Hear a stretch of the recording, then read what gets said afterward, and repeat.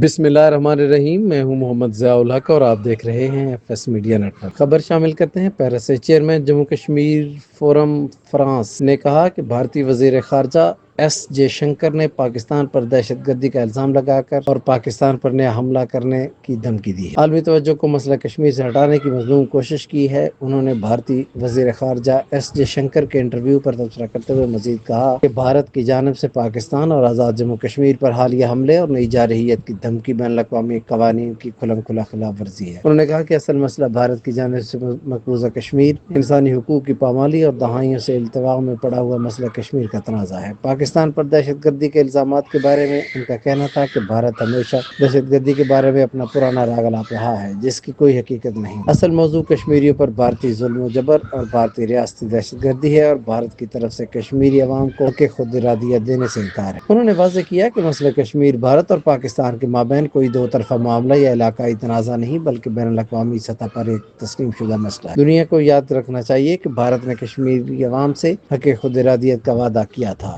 جو آج تک پورا نہیں کیا گیا۔ اس مسئلے پر اقوام متحدہ کی سلامتی کونسل کی قراردادیں موجود ہیں۔ انہوں نے مطالبہ کیا کہ عالمی برادری بھارت پر دباؤ ڈالے تاکہ وہ کشمیریوں کے ساتھ اپنا وعدہ پورا کرے اور کشمیریوں کی بنیادی حقوق کا احترام۔ انہوں نے کہا کہ مقبوضہ بھارتی کشمیر سیاسی رہنماؤں اور کارکنوں کو جبراً نظر بند یا قید کیا گیا ہے، جبکہ انسانی حقوق کے کارکنوں اور صحافیوں پر سخت پابندیاں عائد کی گئی ہیں اور ان میں سے بھی متعدد زیر حراست ہیں۔ قابض بھارتی افواج کی جانب سے کشمیریوں کے خلاف ظالمانہ کارروائیوں اور ماورائے عدالت قتل روزمرہ کا معمول بن چکے ہیں۔ انہوں نے کہا کہ بھارت مقبوضہ جموں کشمیر کے حوالے سے جھوٹ بول رہا ہے۔ اگر بین الاقوامی ادارے سچ جاننا چاہتے ہیں تو انہیں مقبوضہ جموں کشمیر میں اپنی تحقیقی ٹیمیں بھیجنی چاہیے۔ انسانی حقوق کی تنظیموں اور عالمی میڈیا کو مقبوضہ جموں کشمیر تک غیر مشروط رسائی دی جانی چاہیے۔ انہوں نے کہا کہ کشمیری عوام کو موقف حق اور سچ ہے، ان کی جدوجہد یقیناً کامیاب ہوگی۔ بھارت کی جانب سے نئی جنگی دھمکیوں کے حوالے سے انہوں نے خبردار کیا کہ بھارت کو نئی جنگ کے بارے میں دھمکی سے باز آنا چاہیے، کیونکہ اگر ایک بار پھر تصادم ہوا تو اس کے نتائج انتہائی خطرناک ہوں گے۔ سبسکرائب کیجیے ایف ایس میڈیا نیٹورک اور دیکھتے رہیے تازہ ترین تبصرے اور خبریں۔